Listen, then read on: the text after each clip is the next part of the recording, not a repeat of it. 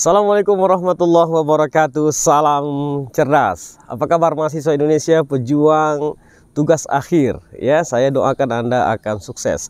Dan dalam pembicaraan kita kali ini, saya akan membahas mengenai cara atau tips mengerjakan skripsi dengan mudah dan kita cinta terhadap skripsi itu. Nah, bagaimana caranya? Simak dan jangan skip video ini. Yang pertama adalah kita harus membahas sesuatu yang kita suka, ya. Jadi topik daripada penelitian yang akan kita bahas itu adalah topik yang kita sukai. Contoh, nah, ada mahasiswa yang suka gerak ke lapangan, sehingga dia mengkaji terus bagaimana fenomena yang ada di lapangan dan ingin menyelesaikan permasalahan yang ia jumpai itu. Nah, dia suka kepada lapangan, kajian lapangan. Tetapi yang dia tulis adalah kajian pustaka. Nah, jadi dia akan menonton untuk membaca. Sementara membaca itu dia sulit dan membaca itu dia tidak suka. Akhirnya ini bisa kandas skripsinya di tengah jalan.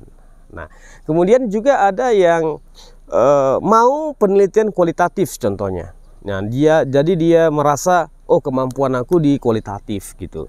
Tetapi dia mencoba untuk kuantitatif. Nah, sehingga percobaan ini, ya, kalau positifnya akan bisa berhasil, tetapi kalau negatifnya, kalau kita tidak bisa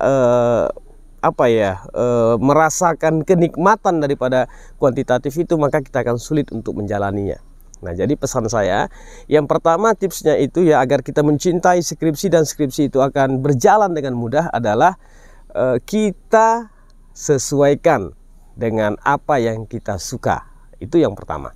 Kemudian yang kedua, sebelum kita melakukan kajian, ya, kita harus dulu mengenal pasti bagaimana corak dalam penelitian kita ini, atau bagaimana acuan dalam penelitian kita ini. Nah, dalam video-video yang sebelumnya saya mengatakan acuan itu adalah teori, tapi dalam video kali ini saya mengatakan acuan itu adalah literatur review, yaitu kajian terdahulu. Nah, jadi kajian terdahulu ini adalah amat penting untuk kita lakukan. Banyak sekali mahasiswa yang tidak memahami apa substansi, apa gunanya daripada kajian terdahulu itu. Nah, contoh, Anda mau melukis ayam, tapi tidak pernah melihat ayam. Yang ada apa? Hayalan-hayalan terus bagaimana bentuk ayam itu. Atau Anda pernah melihat ayam, gitu, atau sering melihat ayam, lantas kita lukislah ayam itu, gitu kan? Berarti sudah ada acuannya.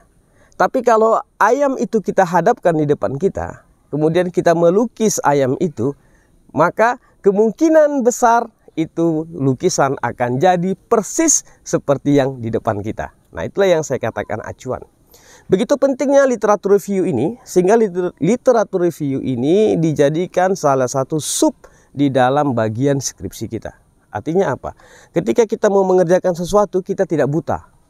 Nah, kalau kita mengerjakan sesuatu tidak buta, itu bisa diibaratkan gini. Saya sekarang berada di Bandung ini, ya. Saya berada di hutan belantara. Ya, apa namanya tempatnya ini? Ini kameramen?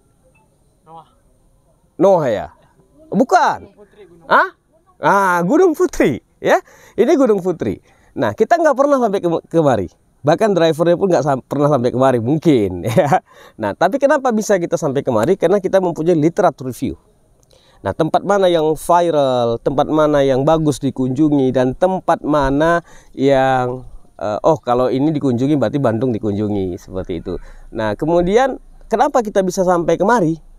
Sementara kita tidak tahu ini tempatnya di mana, ya, jalannya di mana. Kenapa kita bisa sampai?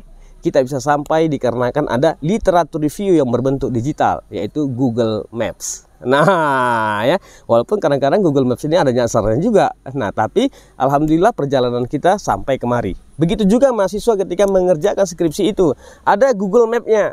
Mana Google Map-nya? Itulah literatur review. Ini sangat jarang sekali ilmu ini Anda dapatkan di perguruan tinggi di dalam kelas. Tapi di dalam channel Salam Cerdas ini akan saya share itu untuk membantu mahasiswa Indonesia dalam menyelesaikan perkuliahannya, tugas akhirnya. Nah, kemudian yang ketiga adalah yang terakhir ya. Banyak sebenarnya, tapi kuncinya yang ketiga ini juga sangat penting. Apa itu? Pengendalian diri. Nah, setiap orang itu banyak masalah. Mahasiswa juga banyak masalah, gitu kan? Masalah apa? Ke orang tua mungkin ya, ke teman-teman, persoalan keuangan dan sebagainya. Nah, jadi apapun permasalahan kita itu, setiap mahasiswa, setiap manusia pasti mempunyai permasalahan yang berbeda. Dan permasalahan itu pasti tetap ada. Nah, jadi jangan dijadikan itu sebagai alasan kita untuk tidak menyelesaikan perkuliahan kita. Kalau itu menjadi alasan kita untuk tidak menyelesaikan perkuliahan kita, maka kita dikatakan mahasiswa yang lemah. Anda marah nih dibilang lemah ya, tetapi begitulah faktanya kalau melakukan hal yang seperti ini. Nah, inilah 3 tips dari saya ya. 3 tips ini mudah-mudahan bermanfaat bagi mahasiswa Indonesia. Kemarin saya di UIN Syarif Hidayatullah, kemudian ke Sadra, dan insya Allah saya besok akan berkunjung ke UIN Sunan Gunung Jati. Nah, bagi yang saya sebutkan itu, yang ada menonton video ini, yuk berikan komen juga di kolom komentar. Wassalamualaikum warahmatullahi wabarakatuh. Salam cerdas.